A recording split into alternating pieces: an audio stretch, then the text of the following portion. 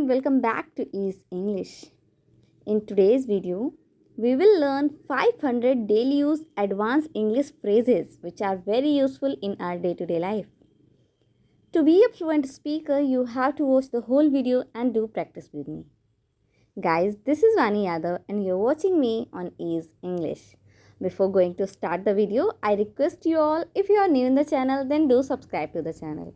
And if you are already a subscriber, then hit the like button and share the video as much as possible. So without further ado, let's begin. First sentence. यहाँ आसपास खाने के लिए क्या है? English में पूछेंगे. What's there to eat around here? What's there to eat around here? For example, आप किसी नई जगह घूमने गए और वहाँ पे आपको रेस्टोरेंट वगैरह के बारे में पता नहीं था, तो आपने वहाँ के जो लोकल लोग आपको मिले उनसे पूछा कि यहाँ आसपास खाने के लिए क्या है.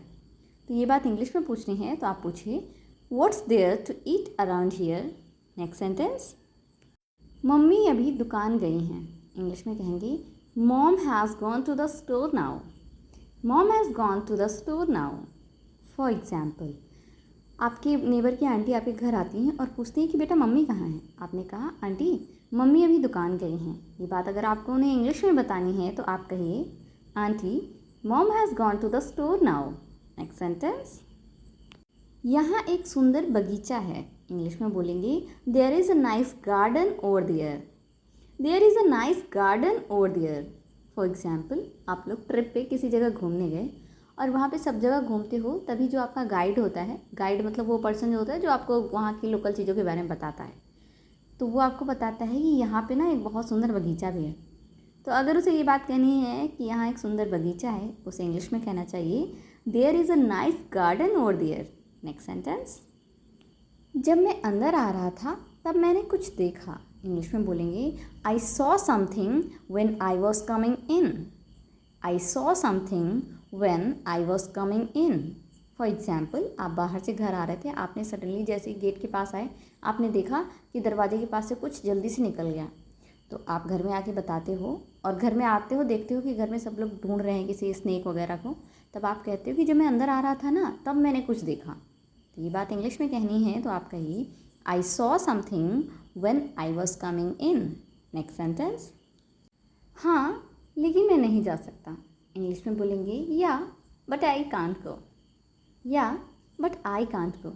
फॉर एग्जाम्पल, आपके फ्रेंड्स आते हैं और बोलते हैं कि यार यहाँ सुना है आसपास एक कोई सर्कस चल रहा है. तो आपने कहा हाँ हाँ चल तो रहा है. तो आपके फ्रेंड बोलते हैं चलो फिर चलते हैं. तो आपने कहा नहीं मैं नहीं जा सकता, कोई भी रीज़न दे देते हो. तो यही बात अगर एक साथ बोलनी है कि हाँ लगा तो है सर्कस लेकिन मैं नहीं जा सकता, तो आप बोलिए या but I can't go. Next sentence.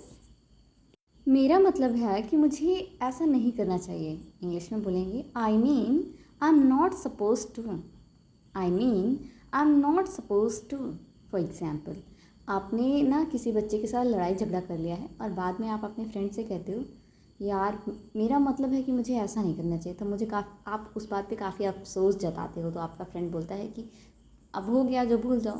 तो आप कहते हो यार बात वो नहीं है, मेरा मतलब है कि मुझे ऐसा काम नहीं करना चाहिए था.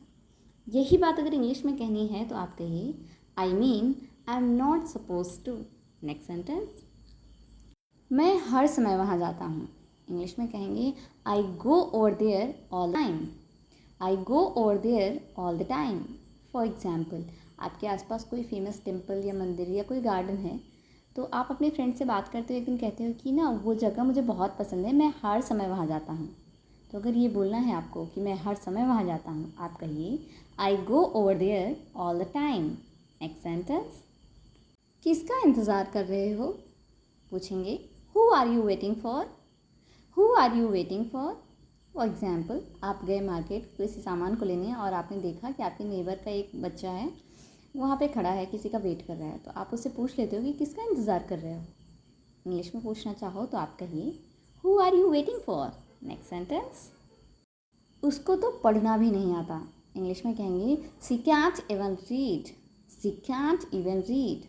फॉर एग्जाम्पल, आपके नेबर में कोई मतलब पड़ोस में कोई लड़की है जिसकी मम्मा हर समय उसकी बहुत तारीफ़ करती रहती हैं, बहुत तारीफ़ करती रहती हैं. एक दिन आपसे मिले और किसी बात पे आपने कुछ उससे पूछ लिया और वो नहीं बता पाई. आप घर वापस आते हो और अपने भाई बहनों को बताते हो कि अरे यार उसकी मम्मा इतना फेंकती हैं, उसको तो पढ़ना भी नहीं आता है। ये बात इंग्लिश में कहनी है कि उसको तो पढ़ना भी नहीं आता। आप कहिए she can't even read. Next sentence, क्या तुम मेरी मदद कर सकते हो? इंग्लिश में पूछेंगे can you give me a hand?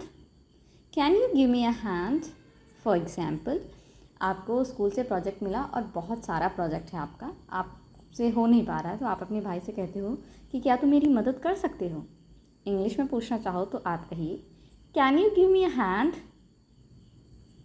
All right guys, that's all for today. I hope आपने वीडियो को पूरा देखा होगा। वीडियो आपको बहुत इंटरेस्टिंग लगा होगा और कई सारे नए नए फ्रेजेस आपने सीखे भी होंगे।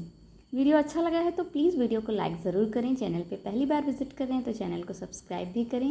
और हाँ, वीडियो को ज़्यादा से ज़्यादा शेयर करें अपनी फ्रेंड्स और फैमिली के साथ। मिलते हैं हमारे नेक्स्ट वीडियो में। Till then, bye bye.